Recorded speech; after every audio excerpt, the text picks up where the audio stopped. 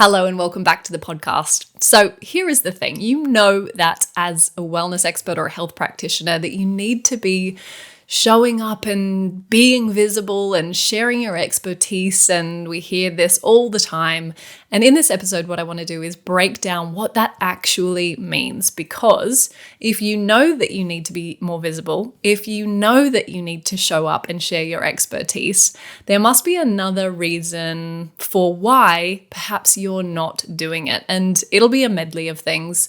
There'll be another podcast where I can speak more to the reasons that we procrastinate, the reasons that we get in our own way. Often they are because we're talking ourselves out of being good enough to share that content, or perhaps we're worried that, and this might resonate with you, that there are already a ton of other people sharing that same information. And so what benefit is there for me sharing it?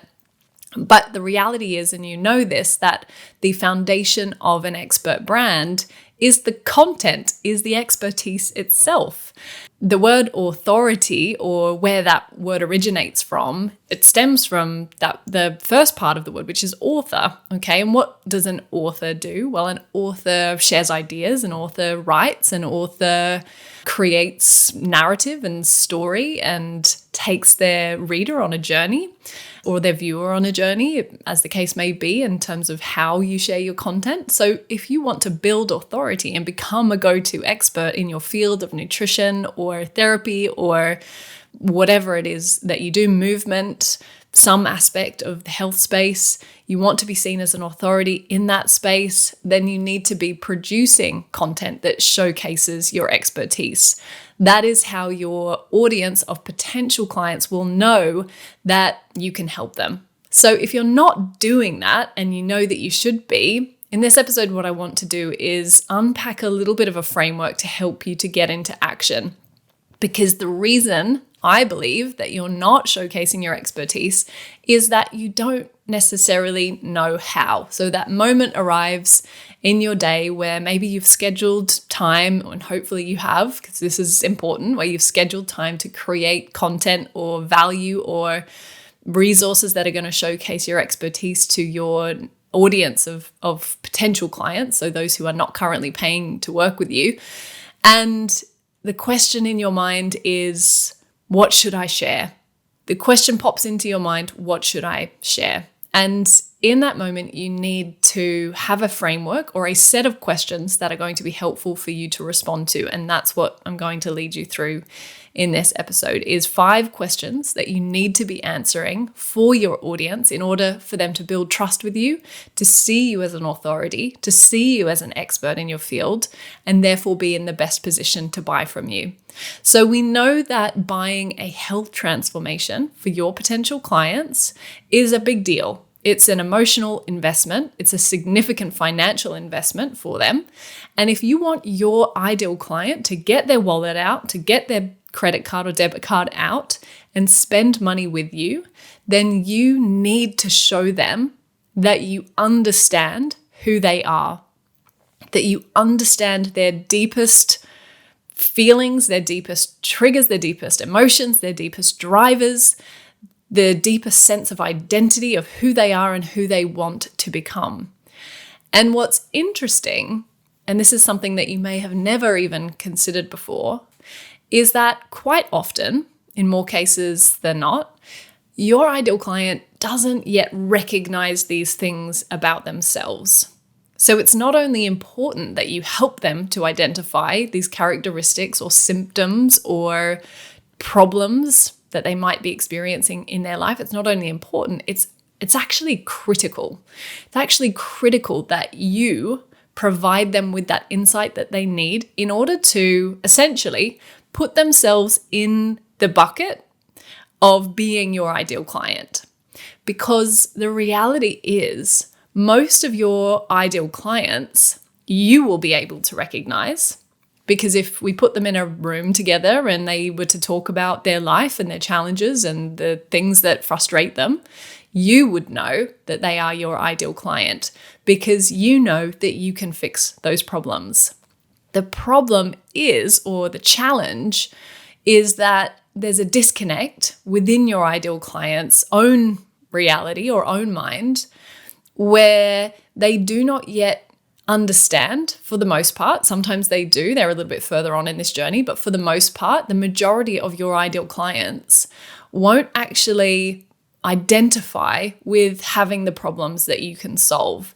They won't have yet recognized that they have the symptoms that you can help them to resolve or correct or to manage, however you want to frame that. And the reason for that is because most of us are so used to the challenges that we face, or we're so used to the stories that we tell about what life looks like, normal life looks like, that it has become our reality.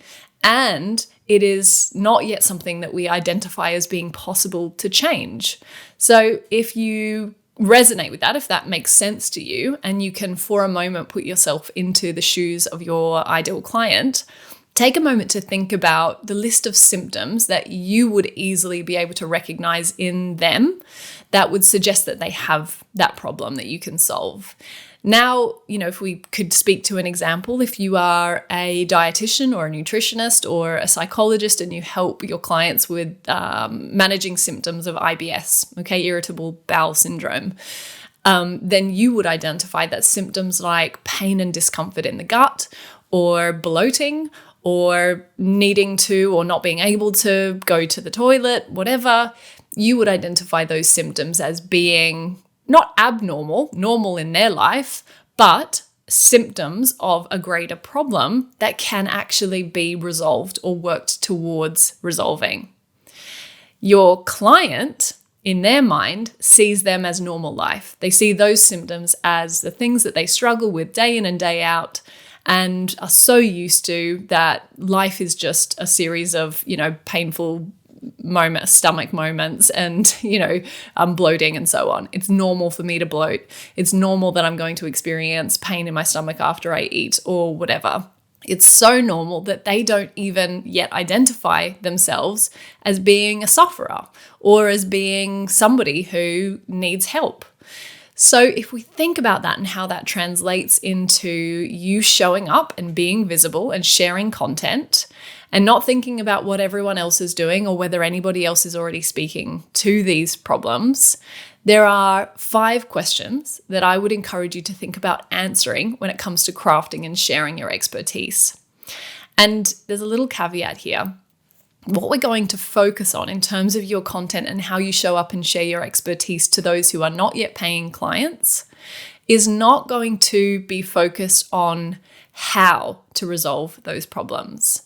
Because remember, if your potential ideal client doesn't yet know that they have those problems, then there's no point in you giving them a whole load of tools and resources and how-tos about what to take action on or what to do next to resolve that problem, because they don't yet know that they are that person. They don't yet know that they need to take that action. So it's kind of pointless. When that will be useful, that how-to content, is when they are in that working environment with you, when they are paying for your service, when they are a paying client. But before they get to that point of purchase, we need to build that recognition of your expertise by focusing instead on the what and the why. And I'll go into a little bit more about what that actually means now. Okay.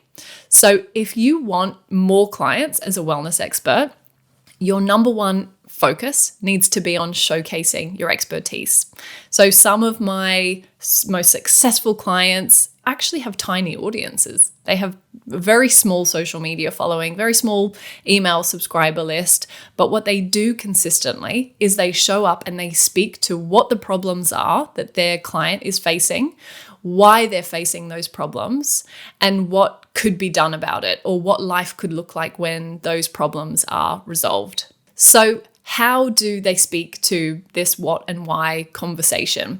The first thing that industry leaders within the health and wellness space focus on is communicating very clearly what the symptoms are that their client might be experiencing right now before they know that they are a sign of something more serious or something bigger. So, for example, your client, your ideal client or your potential client might not yet know that they are experiencing anxiety. What they may recognize, if you do a good job of speaking to it, is they may recognize that butterfly feeling in their stomach, or that nervousness when they go into a crowd of people. They might identify within themselves a feeling of dread when it comes to going to a family barbecue, or they might notice within themselves that whenever they have to give a presentation at work, they suddenly have this sick feeling in their stomach. So bringing flavor and context to real life scenarios that describe the symptoms that your client are experiencing is going to bring to life a conversation in which your client can put themselves into the category of having the problem that you can solve. So think about the symptoms that your ideal client might be experiencing and that they might consider to be normal, in inverted commas, normal in their world, be that physical symptoms, be that emotional symptoms, how they feel when they wake up in the morning, be it psychological symptoms, be it, economical symptoms, be it social symptoms, how they feel when they're with a crowd of people or their partner or their children or whoever, their colleagues, and shine a spotlight on these as examples so that your client recognizes that they have the problem that you can solve. So that is a fantastic way of creating content. The second thing that you will want to speak to when you're sharing your expertise is how might these symptoms be impacting your ideal client in different scenarios? For example, their ability to work or maybe not work, or how these symptoms might be impacting or affecting your ideal client when they are at home or in social settings. So think about special or specific circumstances where your ideal client might be finding themselves stuck or worried or frustrated or triggered, or where these symptoms might be exacerbated most. And I want you to bring these scenarios to life. Talk about them. Talk about how they feel. Talk about real examples of where either you or your clients have experienced these things.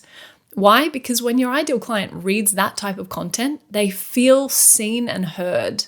And when somebody feels seen and heard by you, they feel a sense of trust that will ultimately lead them to ask the next natural question, which is, what would my life be like if I could get help from this expert to change this scenario? Because now I understand that I have a problem that may well be able to be solved. Okay, so make your ideal client feel seen and heard. The next question that you might want to consider when communicating your expertise is how might these symptoms be impacting your ideal client in social settings or in relationships? So extend the context for your client. Extend through that ripple effect of where symptoms that might feel like they only impact you personally might actually be impacting other areas of your life, like your ability to have relationships that blossom, to have a career that is blossoming, to be making money in a career, to be enjoying social occasions, enjoying doing your favorite things like going to a concert or going running or going traveling. So where are these symptoms holding your client back from experiencing their life at its fullest potential? Because when we can successfully contextualize these symptoms that your audience are facing, they again feel seen, heard, understood, and we build that trust that is fundamental to driving a purchase behavior from your ideal client. So making them feel safe enough to find out more about what it might be like working with you and therefore buy from you. The fourth thing is to really ask yourself, how does your ideal client feel when they experience these symptoms? So does it lead to other frustrations? Does it lead to anger or frustration or confusion or overwhelm? Specifically, how do they feel when they wake up in the morning? Do they worry about it? Does it lead them to, worry about other things in their life? What happens when they look in the mirror? What happens when they are lying awake at night? What happens when they are alone? What happens when they are in a group of people? How do they feel? What happens when perhaps they're with their peers or their colleagues? So communicating these feelings creates connection. And remember that it's not always logic that drives a purchase. It's a feeling that drives a purchase. It's an emotional connection that drives a purchase. We buy because of who we believe we will become when we have that thing. Think about it. Who do you feel you will become if you're wearing a Chanel handbag? We believe that we will be perceived as being somebody who is wealthy and successful. Whether or not you like buying Chanel handbags is irrelevant here, but the promise that brand delivers is that by association of having consumed that product or service in this case, there will be an association with a certain identity or a set of identity markers. So we need to sell these feelings and these emotional drivers in order to encourage or motivate our ideal client to take action and invest in themselves. They are not buying the features of our service, how many sessions and how long and whatever else, although those things are important for them to consider. They are buying how they will feel when they have completed that program of working with you, when they have had those sessions, when their life has been transformed. So the more that you can connect in with how your client is feeling now, the more we can help them to connect in with what the possibility is that they could feel differently in the future. So it's critical that you can answer those questions about your ideal client. What do they worry about? How do they feel at certain times of the day? And how can you communicate those feelings so that you're validating them, so that they feel like they are normal and that things can change and get better for them? And then finally, what are some of the statistics that back all of this up? Because the business of health and wellness needs to be enriched with evidence and science more and more. That is where this industry is going. Your ideal clients are seeking credibility. They are seeking somebody trustworthy, somebody who knows their stuff, and somebody who can back up their work with evidence and statistics. And we can also use evidence and statistics to achieve the same outcome that we've talked about in those previous questions, and that is validating that your ideal client has a problem that can be solved, but that it's also a problem that they are not the only one experiencing. Because when your client feels alone, they feel disconnected, they feel like nothing will ever change for them, and therefore they are very unlikely to take action to change things.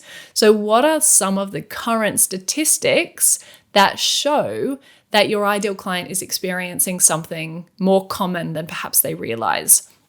Your ideal client probably feels very alone in their health challenges. They probably feel misunderstood, sometimes by public health sector or by the doctor that they might see. They might feel they are isolated in their experience, or that there's a lot of uncertainty around whether things can or will ever change. So by sharing industry statistics, it normalizes the experience. It creates a space of safety and connection, and it helps to give that ideal client or give your audience a sense of trust in you, that you know and understand what they are feeling and experiencing. And again, trust, empathy, connection is what ultimately drives sales. So sometimes we make the mistake of just putting our service out into the world, saying, here's a free call, book in a free consultation with me. And we forget about all of the important aspects of building trust and connection. If your content can do this, if you can show up and share your expertise in a way that helps your client feel understood, that helps them understand that what they are experiencing is normal but possible to change, then you will be on such a strong path and such a strong trajectory to have potential clients or an audience that want to buy from you as a wellness expert. I hope that this episode has been useful. I would love for you to benefit from some of the free resources that I have created. I have a 4-part mini course that you can download through the link in the show notes. And in the meantime, thank you so much for listening, and I look forward to catching you on another episode of The Profitable Wellness Expert. See you soon.